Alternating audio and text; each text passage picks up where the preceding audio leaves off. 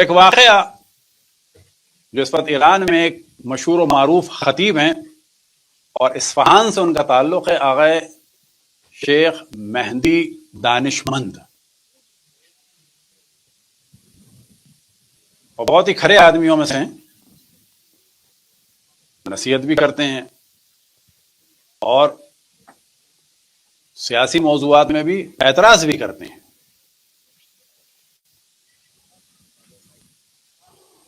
تو انہوں نے، ان کے پاس نوجوان ان کے بہت عاشق ہیں اور بہت ہنسی مذاق والے بھی ہیں، اور ان کی محفلوں میں اکثر نوجوان ہوتے ہیں۔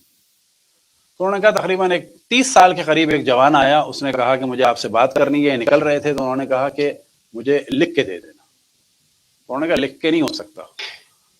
تب انہوں نے کہا کہ میں نے خود اسے جان بوجھ کے کہا کہ دیکھو، جو لکھ نہیں سکتا وہ کچھ نہیں کر سکتا، تم لکھو، لکھ کے دو، پھر بات بھی کریں گے۔ انہوں نے کہا میں عام طور پہ نوجوانوں سے کہتا ہوں کہ لکھ کے دیں، بقول ان کے کہ لکھنے کے ذریعے سے انسان کے جو خیالات پراکندہ ہوتے ہیں نا، وہ سیٹ ہو جاتے ہیں۔ تو یہ ان کی تربیت کا وہ ہے کہ نا لکھ کے دو، مجھے مختصر لکھو، صاف لکھ کے دو، پھر بعد میں بات بھی کریں گے۔ کہنے لگے اس نے دیا مجھے لکھ کے، اگلے دن وہ میں گھر لے آیا، اور لانے کے بعد جب میں نے پڑھا تو میں نے کہا ارے اس کو تو میں ڈھونڈ رہا تھا۔ کہتے ہیں اگلے دن جب میں گیا وہ مجھ سے ملا تو انہوں نے کہا میں تمہیں ڈھونڈ رہا تھا، اب مجھے بتاؤ سب کیا ہے معاملہ۔ یعنی یہ بات ان تک پہنچی تھی ایک نوجوان کی۔ اب یہ نوجوان کون تھا؟ تو وہ کہتا ہے کہ کتنے میرے برے کام تھے، یہ سمجھ لیں میں نے ماں کو بھی مارا تھا، باپ کو بھی مارا تھا۔ اب ظاہر اس سے برا کیا کام ہو سکتا ہے؟ ہمارے یہاں عام طور پہ ہم لوگ کیا کہتے ہیں جی، شراب اور نا، یہ کام سب سے برا ہے۔ یہ ہمیشہ یاد رکھیں، یہ جو دینداروں میں ظلم نارمل ہو گیا ہے۔ دینداروں میں ظلم سے کیا مراد؟ یعنی اگر ایک آدمی نمازی ہے، لوگوں کی بے عزتی کر رہا ہے، لوگوں کو تنگ کر رہا ہے، اس کو، اور جب ہم شرابی کو دیکھتے ہیں تو کس کو برا کہتے ہیں؟ شرابی کو۔ لیکن اصل میں کون برا ہے؟ فرض کریں ایک شرابی ہے جو ظلم نہیں کرتا، دیکھیں شراب بری بات ہے، سور کا گوشت بری بات ہے، حرام کھانا بری بات ہے، سارے حرام بچنا چاہیے۔ لیکن ہم بات کر رہے ہیں کہ ایک آدمی جو نمازی ہو اور بدتمیز ہو اور ظالم ہو، ایک آدمی شرابی ہو، سور کا گوشت کھاتا ہو لیکن توہین نہ کرتا ہو، لوگوں کی مدد بھی کرتا ہو، دونوں برے ہیں، دونوں مومن نہیں ہیں۔ لیکن زیادہ برا کون ہے؟ ہمارے معاشرے میں نمازی کو گرین سگنل دیا جاتا ہے آن لائن کے لیے۔ اسی وجہ سے کیا ہے، پاکستان حج میں دوسرے نمبر پر ہے اور کرپشن میں بھی اوپر ہے، لیکن عدالت اور دیانت اور شرافت کے اعتبار سے جو نمبر آتا ہے تو 170 سم تھنگ آتا ہے۔ تو سوچنا چاہیے کہ مثلا اتنے حاجیوں کے بعد یہ اتنی شرافت میں کمی کیوں ہے؟ وجہ یہ ہے کہ یہ جو پرسنل عبادات ہیں ان کو ہمارے یہاں ایسے ایکسپوز کیا جاتا ہے کہ جس کے بعد اب میں سب کچھ کر سکتا ہوں۔ یہ ایک سب سے بڑا ظلم ہے کہ پھر میں اس سے ملا، اس نے کہا کہ میں نے بدترین گناہ کیے ہیں، ماں کو بھی مارا ہے، باپ کو بھی مارا ہے۔ ہم دوستوں نے ایک جگہ لی بھی تھی، اور گفتگو سے لگتا ہے مثال کے طور پر جس طرح سے کہ ہمارے یہاں پاکستان میں فارم ہاؤس وغیرہ کی چیزیں ہیں، اسی قسم کی وہ جگہ تھی، کیا تھی کہ جہاں پر دوست جو ہیں جمع ہو جاتے تھے اور گناہوں کی محفل اور اس قسم کی چیزیں ہوتی تھیں۔ ماں باپ دیندار قسم کے تھے۔ تو وہ کہتا ہے کہ ایک دن شب عاشور جو ہے، ہم نے چاہا کہ سب جمع ہوں کچھ کریں، تو سارے دوست غائب ہو گئے۔ جس کو بھی کہوں تو کہے کہ نہیں آج میں نہیں آؤں گا، آج تو مجلس ہے اور شب عاشور ہے اور یہ ہے اور وہ ہے۔ اب یہاں پر ایک چیز کی جانب ہم توجہ دلائیں کہ جو سو کالڈ دیندار ہوتے ہیں ان کا عام طور پہ یہ ہوتا ہے کہ جی یہ آدمی جو ہے وہ ایک اچھا کام نہیں کر رہا تو کچھ بھی نہ اچھا کرے نا۔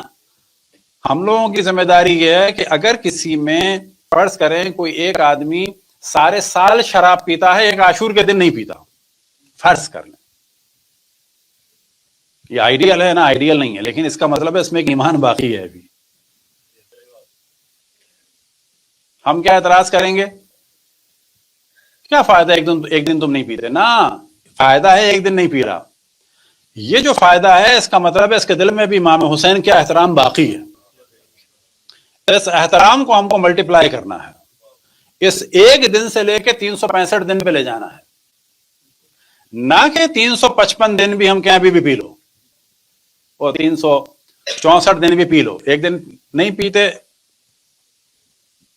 تو اس دن بھی پی لو. عام طور پہ جھنجھلا کے لوگ یہ کہتے ہیں. تو وہ یہ کہتا ہے کہ میں نے جس کو بھی بلایا اس نے کہا کہ نہیں آج تو نہیں آئیں گے. کہتا میں نے گاڑی لی ایسے نکل گیا باہر. اب ایران میں ایک کام ہوتا ہے کہ جو اچھا ہے کمانے کے اعتبار سے کہ کوئی بھی گاڑی جا رہی ہے اس کو آپ روک سکتے ہیں. اگر اس نے ایسی بٹھا لیا تو بٹھا لیا ورنہ کرایہ لے لیتے ہیں. اور عموماً لوگ یہی کام کرتے ہیں اور اس کو برا نہیں سمجھتے, اپنا ان کا کرایہ پورا ہو جاتا ہے. تو ایک لڑکی نے ہاتھ دیا, وہ بیٹھ گئی. اب بظاہر یہی لگتا ہے کہ ایک دم سے یہ لے گیا اسی جگہ پر, اور یہ لڑکی جو تھی بیچاری 18-20 سال کی, یہ گھبرا گئی بالکل, اور ظاہر ہے کہ نہیں بول پائی, گھبرانے لگی. کچھ لوگ اتنے کنفیوز ہو جاتے ہیں. اور اس نے یہی کہا کہ تمہیں میں واسطہ دیتی ہوں, میں سید ہوں اپنی ماں حضرت فاطمہ کا, اور تم کیسے آدمی ہو جو آج شب عاشور جو ہے اس قسم کا ارادہ کرتے ہو. تو یہ اتنا گرا ہوا تھا. اس نے کہا کیا ہوا شب عاشور, 2 اربوں میں لڑائی ہوئی, اس کا میرا کیا تعلق. جیسے ہوتا ہے نا بعض دفعہ لوگ پاکستان میں بعض دفعہ کہتے ہیں کہ ہم بھوکے ہیں کہ جو روزہ رکھیں. اس نے اس کو چڑھانے کے لیے کہا کہ 2 اربوں کی لڑائی سے میرا کیا تعلق. کہا کہ خدا کا خوف کرو, تم کس قسم کے آدمی ہو. تو اس نے کہا میں صرف جوان ہوں اور جوانی کی چیزیں جانتا ہوں. اس نے کہا تم جوان بھی نہیں ہو. غنڈوں کو فارسی میں کہا جاتا ہے وہاں پر لات, اور غنڈہ گردی کے لیے کہا جاتا ہے کہ لاتی. تو اس نے کہا کہ اگر تم واقعا جوان ہو, تم دیندار نہیں ہو, تو کم سے کم دیندار اگر نہیں ہو تو لاتوں والی لاتی تو تم میں ہونی چاہیے.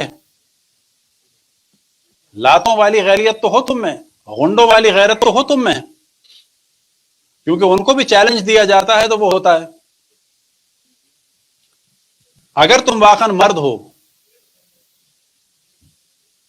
تم اپنے آپ کو کنٹرول کر کے دکھاؤ, اور میں تمہیں وعدہ دیتی ہوں کہ میری ماں حضرت فاطمہ تمہیں سہارا دیں گی. تم اگر واقعا جوان ہو میری اس بات کو مانو. تو ایک دم سے جذباتی ہوا, اس نے کہا کہ چلو, اور اس کو چھوڑ کے آیا.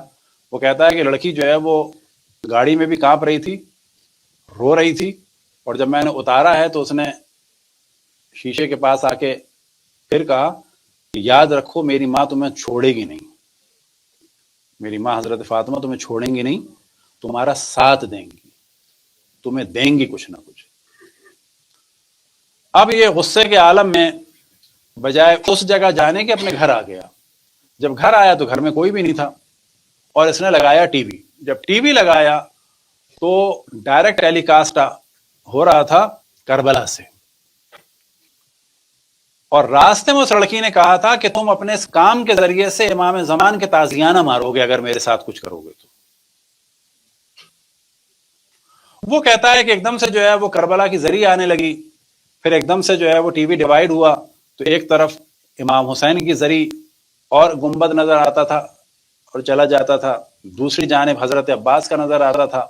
پھر ایک دم سے جو ہے وہ ٹی وی میں جیسے پارٹیشن سا ہو جاتا ہے تو امام حسین کی زری نظر آنے لگی, اور یہاں پر تعزیہ نظر آنے لگا. تعزیہ سے کیا مراد کہ جو ایران عراق میں شبی خوانی ہوتی ہے, اور اس تعزیے میں کیا نظر آ رہا تھا کہ بعد شہادت امام حسین جب خیام جلائے گئے اور بیویوں کو مارا جا رہا تھا, تو اس میں تعزیہ میں دکھایا جا رہا تھا کہ امام حسین کی جو صاحبزادی ہیں ان کی منظر کشی تھی کہ ان کو جو ہے وہ مارا جا رہا ہے.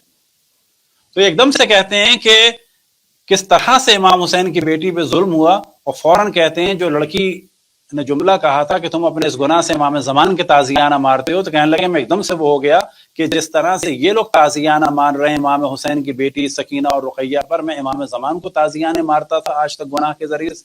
اور یہ کہہ کے اس نے رونا شروع کیا, کیونکہ اس نے کئی سال سے عزاداری بھی چھوڑی ہوئی تھی.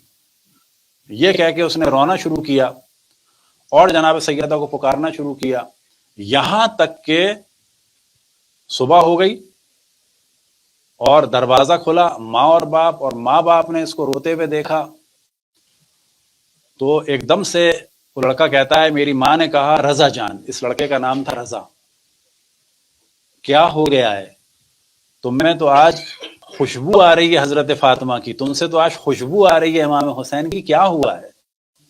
تو کہتا ہے کہ میں ماں کے قدموں پہ گر گیا، باپ کے قدموں پہ گرا، معافی مانگی کہ مجھے معاف کر دیں، اور کئی سال کے بعد اب میں نے کالی قمیض پہنی صبح حیت میں جانے کے لیے، حیت کہتے ہیں یعنی انجمن میں جانے کے لیے، ایران میں ہر محلے کی انجمن ہوتی ہے، کہتے ہیں میں نے کالی قمیض پہنی گیا۔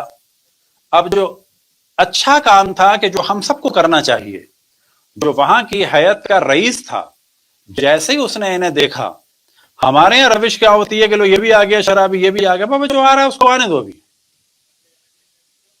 یعنی اس وقت اگر محفل میں کوئی خاتون آ جائے کہ جو گناہ کی زندگی میں ہو، عیاشی میں ہو، فحاشی میں ہو، رقص میں ہو، موسیقی میں ہو، گندی فلموں میں حتی ہو، اس کو آنے دیں، اللہ کی جانب، ہم آپ روک دیں، کیا کریں؟ آنے دینا چاہیے۔ اصلا ایسے دیکھنا بھی گناہ ہے، اس کو نگاہ پڑ جائے الگ بات ہے، لیکن ایسے دیکھنا کہ جس سے اس کو شیطان برگلائے کہ اس جگہ دوبارہ نہ آنا، یا تمہارا احترام نہیں ہوتا، یہ بھی گناہ ہے۔ وہ جو حیت کا رئیس تھا اس نے اسے گلے لگایا اور بڑا استقبال کیا، بڑا احترام کیا، اور اس نے پہ زنجیر لے کے جو ہے وہ اپنا ماتم شروع کیا، اور کہتا ہے کہ بس میں روتا تھا اور کہتا تھا کہ جو گناہوں کے ذریعے سے میں نے امام زمان کو تازیانے مارے ہیں نا، تو ہر اس پہ یوں کہتا تھا میں نے امام زمان کو بہت مارا۔ اور یہ جملہ کس نے کہا تھا؟ اس لڑکی نے۔ کہتا ہے کہ تھوڑا سا میں چینج ہوا، اسی انجمن کے سربراہ نے، اور یہ قافلے بھی لے جاتا تھا، تو مجھ سے کہا کہ چلو کربلا چلو گے۔ اب کیونکہ ذرا بگڑا ہوا تھا تو اس کے اتنے اقتصادی حالات بھی اچھے نہیں تھے، ممکن ہے ماں باپ کے اچھے ہوں، اور دوسری بات یہ تھی کہ اس کا اتنا ارادہ بھی ابھی نہیں ہوا تھا۔ ایسی جگہ پر یہ ہوتا ہے کوئی دھکا لگائے۔ اس جملے کے بعد اب تک مجھے یاد ہے تقریر میں آ گئے دانش مند نے کہا کہ میری گزارش ہے مومنین سے کہ جب وہ زیارتوں پہ کسی کو بھیجنا چاہیں تو ہمیشہ بہت زیادہ مذہبی کو نہ بھیجیں، ان لوگوں کے جن کے دل میں تھوڑا سا بھی امام حسین کا احترام ہے، بعض نوجوان ہیں لاؤبالی قسم کے، ان کو بھی بھیج دو، کیونکہ جو اچھے ہیں وہ تو ہیں، ان کو بھیج دو، ممکن ہے ذریعے امام حسین علیہ السلام کے پاس جائیں اور ان کے اندر ایک دم سے نورانیت آ جائے۔